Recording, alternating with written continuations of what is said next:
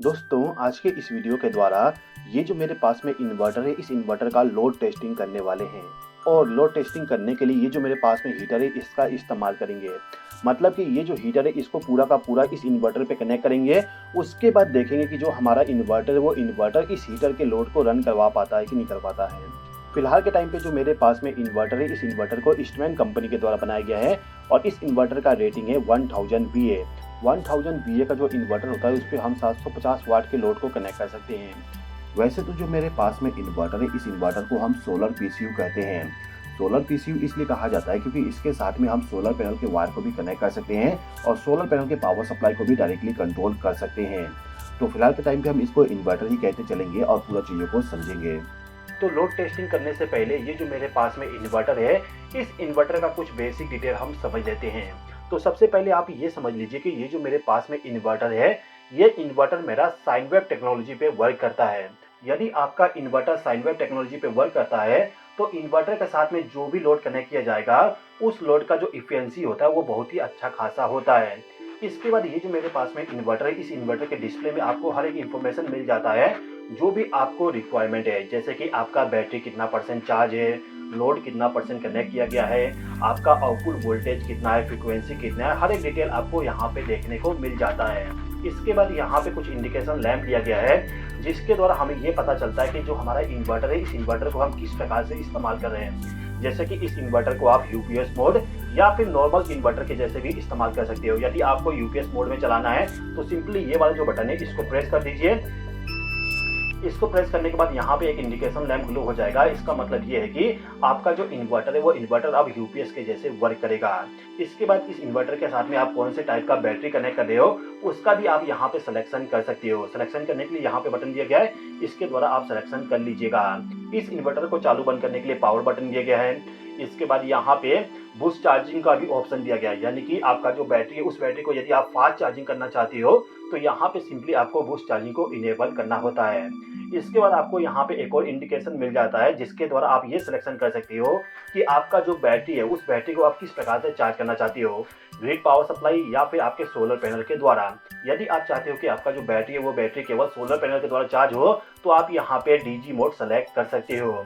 वैसे मैंने आपको ये नहीं बताया कि ये जो मेरे पास में इन्वर्टर है, ये इन्वर्टर मेरा सोलर इन्वर्टर है, यानी कि इस इन्वर्टर के साथ में सोलर पैनल को भी मैं कनेक्ट कर सकता हूँ। सोलर पैनल को किस प्रकार से कनेक्ट करेंगे, इसका वीडियो मैंने ऑलरेडी बना दिया हूँ। इसको देखना चाहती हो तो आई वाले बटन पे क्लिक करके आप देख सकते हो। इसका लिंक भी आपको डिस्क्रिप्शन में मिल जाएगा, ठीक है। अब ये जो इन्वर्टर है, इस इन्वर्टर के बैक साइड में यदि आप देखते हो, तो आपको यहाँ पे सोलर पैनल का कनेक्शन करने का ऑप्शन मिल जाएगा। ये जो दो टर्मिनल है, इस पे आपको सोलर पैनल का जो वायर होता है, उसको कनेक्ट करना होता है। इसके अलावा जो आपका बैटरी है, उस बैटरी को कनेक्ट करने के लिए दो केबल मिल जाता है। जैसे कि आप देख सकते हो, एक ब्लैक केबल है और एक रेड केबल है। इन दोनों केबल को मैंने ऑलरेडी ले जाके बैटरी के साथ कनेक्ट कर दिया हूँ। इसके अलावा जो आपका बैटरी है, उस बैटरी को ग्रिड पावर सप्लाई के द्वारा चार्ज करने के लिए एक चार्जिंग केबल मिल जाता है। जैसे कि आप देख सकते हो, यहाँ पे चार्जिंग केबल है, ओके। तो फिलहाल के टाइम पे इस चार्जिंग केबल को मैं कनेक्ट नहीं करने वाला हूँ, क्योंकि मैं अभी के टाइम पे इस इन्वर्टर के ऊपर में लोड टेस्टिंग करने वाला हूँ, ठीक है। इसके बाद यहाँ पे आप देखोगे एक एसी रीसेट वाली बटन है। यदि आपके इन्वर्टर में किसी प्रकार का प्रॉब्लम आता है, यानी कि ट्रिपिंग हो जाती है, तो इसको आप प्रेस करके रीसेट कर सकते हो। अब ये जो मेरे पास में बैटरी है, इसके बारे में भी थोड़ा सा समझ लेते हैं। तो ये जो मेरे पास में बैटरी है, इस बैटरी को ईस्टमैन कंपनी के द्वारा बनाया गया है और इस बैटरी का कैपेसिटी है 150 AH। अब ये जो बैटरी, इस बैटरी में हमें दो टर्मिनल मिलता है, जिसका कनेक्शन इन्वर्टर के साथ करना होता है। तो ये जो बैटरी, इसका कनेक्शन ऑलरेडी मैंने इन्वर्टर के साथ कर दिया हूँ। अब मुझे केवल इस हीटर को कनेक्ट करना है इसके साथ में। इसका कनेक्शन करने के लिए मैं यहाँ पे एक मीटर भी इस्तेमाल करूंगा। ये जो मीटर है, इस मीटर के द्वारा मुझे ये पता चल जाएगा कि इस इन्वर्टर के ऊपर में कितना लोड को कनेक्ट किया गया है। तो इस मीटर को मैं यहाँ पे रख देता हूँ और इस मीटर का जो पावर केबल है, इसको मैं ले जाके मेरा जो इन्वर्टर है, इस इन्वर्टर के बैक साइड में जो सॉकेट है, उसके साथ कनेक्ट कर देता हूँ। अब इस मीटर का जो डिस्प्ले, इसमें आप देख सकते हो, यहाँ पे वोल्टेज शो किया जा रहा है। करंट अभी के टाइम पे 0 है, क्योंकि हमने अभी कोई भी लोड को कनेक्ट नहीं किया है। इसके बाद यहाँ पे पावर बताएगा, जो कि अभी के टाइम पे 0 है। उसके बाद यहाँ पे फ्रीक्वेंसी का डिस्प्ले है, यहाँ पे एनर्जी मीटर का और पावर फैक्टर का यहाँ पे डिस्प्ले है। अभी के टाइम पे हमने कोई भी लोड को कनेक्ट नहीं किया, तो 0 वाटेज यहाँ पे शो किया जा रहा है। अब ये जो हीटर है, इस हीटर का जो पावर केबल है, इसको ले जाके ये जो सॉकेट है, इसके साथ कनेक्ट कर देता हूँ। तो मैं यहाँ पे इसको कनेक्ट करता हूँ। कनेक्ट करने के बाद ये जो स्विच है इसको मैं ऑन कर देता हूँ। ऑन करने के बाद भी अभी यहाँ पे कोई भी पावर शो नहीं किया जा रहा है, क्योंकि अभी के टाइम पे हीटर ऑफ है। हीटर को ऑन करने के लिए मैं यहाँ पे एक स्विच को ऑन कर देता हूँ। इस स्विच को ऑन करते ही आप देखोगे यहाँ पे पावर कंजप्शन शो करने लगा। 320 वाट यहाँ पे पावर कंजप्शन शो किया जा रहा है। अब ये जो मेरा इन्वर्टर है, इस इन्वर्टर के डिस्प्ले पे आप देखोगे यहाँ पे दिखाया जा रहा है 39% लोड को कनेक्ट किया गया है। आप देख सकते हैं यहाँ पे 39% शो किया जा रहा है। मतलब कि फिलहाल के टाइम पे हमने केवल इस इन्वर्टर पे 39% का लोड को कनेक्ट किए हैं। आप देख सकते हो यहाँ पे हीटर मेरा ऑन हो चुका है। अभी के टाइम केवल एक हीटर ग्लो हो रहा है जिसका पावर रेटिंग है 316 वाट।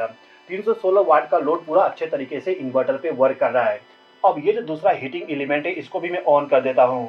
इसको ऑन करने के बाद आप देखोगे यहाँ पे पावर रेटिंग बढ़ गया। अभी के टाइम पे हो गया 612 वाट। अभी के टाइम पे मैंने इस इन्वर्टर के ऊपर में 600 वाट के लोड को कनेक्ट कर दिया, तो इस इन्वर्टर के ऊपर में दिखाया जा रहा है कि हमने 88% के लोड को कनेक्ट कर दिए।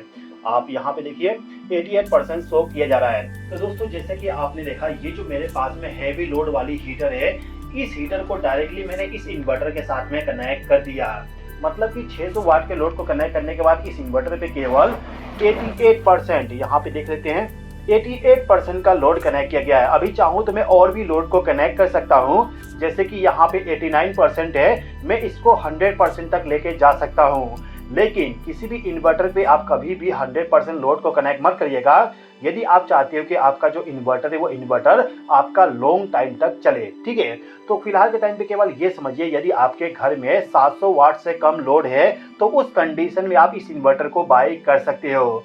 यदि आपके घर का लोड 700 वाट से भी ज़्यादा है तो इस कंडीशन में जो आपके घर के लिए इन्वर्टर बाय करोगे उसका रेटिंग ज़्यादा होना चाहिए।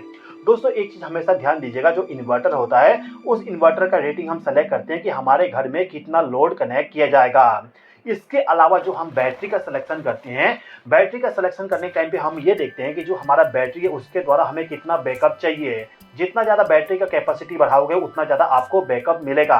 तो आपके घर के लिए इन्वर्टर और बैटरी को बाय करने के टाइम पे इनका जो कैपेसिटी होता है उसको आप ध्यान में रख लीजिएगा।